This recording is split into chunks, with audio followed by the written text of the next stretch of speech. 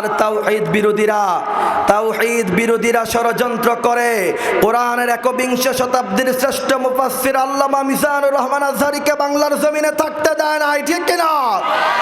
আমরা খুলনাবাসী সেই স্বপ্ন দেখি যেই দিন ঢাকা এয়ারপোর্টে লক্ষ লক্ষ তাওহীদি জনতার ইয়াং ছেলেরা আল্লাহর তাকবীরের ধ্বনি দিয়ে ঢাকা এয়ারপোর্টে আল্লামা মিজানুর রহমান আজহারীকে আমরা বরণ করব। আর সেই দিন বাংলাদেশে তোমাদের অস্তিত্ব খুঁজেই পাওয়া যাবে না, ঠিক কিনা?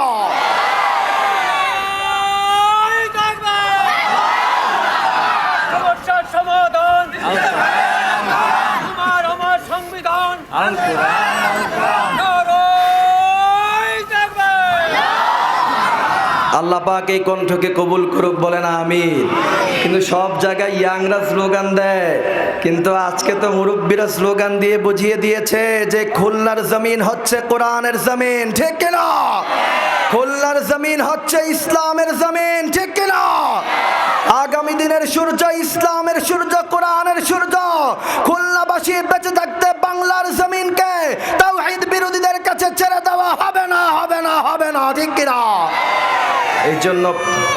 এই জন্য প্রিয় ভাইয়েরা আমার, চলেন তাহলে আর বেশি দেরি না করে 4টি কোয়ালিটির কথা আমরা শুনবো। কোয়ালিটি কয়টা? হয় নাই, আরো জোরে কাঁপাতে হবে। কয়টা? 4টা। প্রথম নাম্বার হচ্ছে আল্লাহ বলছেন, আল্লাহ রাব্বুল আলামিন বললেন, আল্লাযীনা হুম ফি সালাতিহিম খাশিউন, সফল হয়েছে তারা বিনয়ের সাথে নামাজগুলি আদায় করেছে যারা। সুবহানাল্লাহ বললেন না?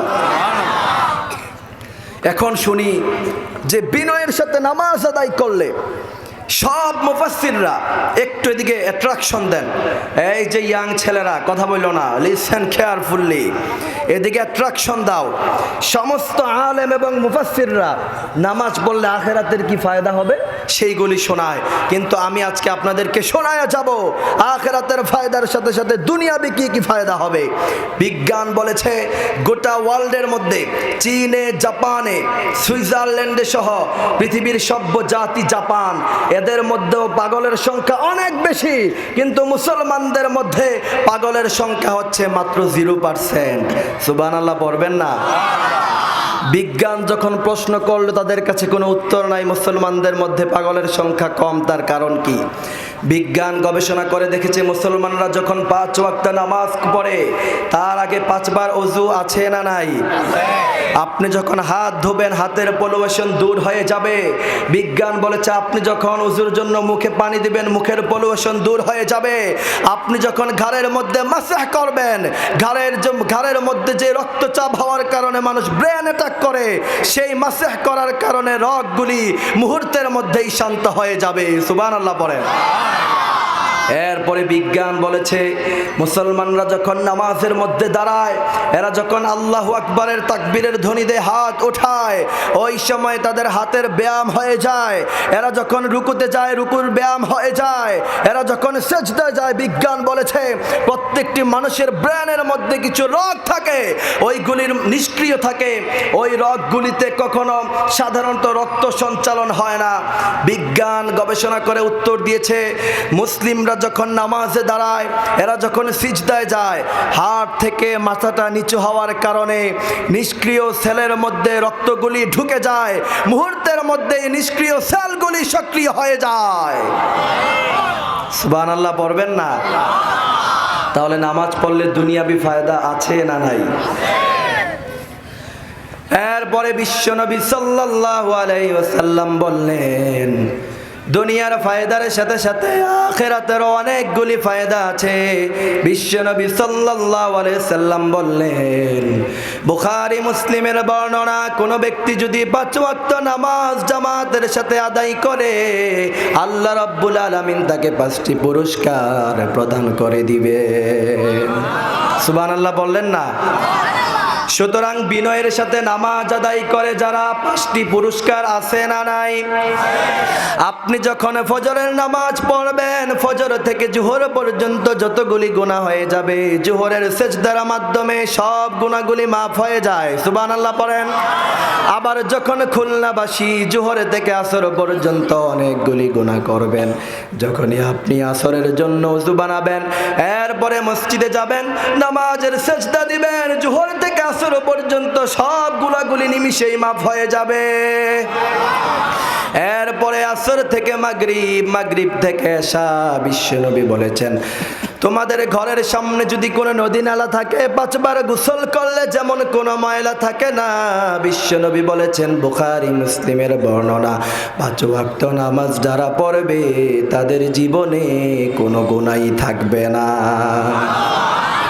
ঘুমাইয়া কাজা করেছ ফজর, তখনও জাগনি, যখনই জোহর হেলায় খেলায় কেটেছে আসর, মাগরিবের ওই শুনিয়া যান, এখনো জামাতে হাওরে শামিল, এখনো এসাতে আছি স্থান, বাজিছে দামামা বাদরে আমামা, শির উঁচু করি মুসলমান, দাওয়াত এসেছে নয়া জামানার, ভাঙ্গা কিল্লায় ওরে নিশান। ঠিক না?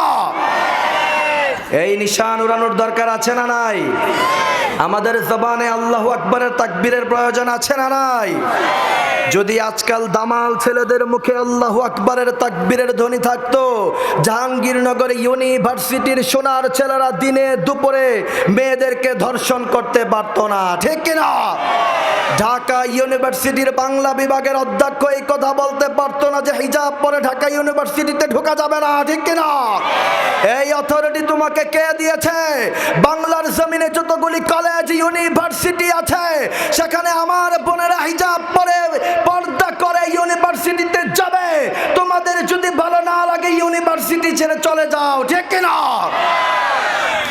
যদি আমার বোনের বোরকা হিজাব কেউ ধরে দেয় টান, যদি স্কুল কলেজ ইউনিভার্সিটিতে কেউ করে অপমান, তবে আমি প্রতিবাদে জেগে উঠবই, তবে যা হবার তাই হোক। ঠিক না? যদি কণ্ঠে তোমার বেজে না ওঠে আল্লাহু আকবার, তবে মুসলিম বলে দাবি করাটা কি এমন দরকার? ঠিক না? যদি কণ্ঠে তোমার বেজে না ওঠে আল্লাহু আকবার, তবে মুসলিম বলে দাবি করাটা কি এমন দরকার? ঠিক না? সুতরাং আজকে এখান থেকে বলে দিতে চাই, কোন ইউনিভার্সিটির অধ্যক্ষ যেন সেই সাহস করতে না পারে যে হিজাব পরে আমার বোনেরা কলেজ ইউনিভার্সিটিতে যেতে পারবে না। এই কথা যখনই বলা হবে, ইয়াংদেরকে বলতে চাই, কমিউনিটি গঠন করো, সেই কলেজ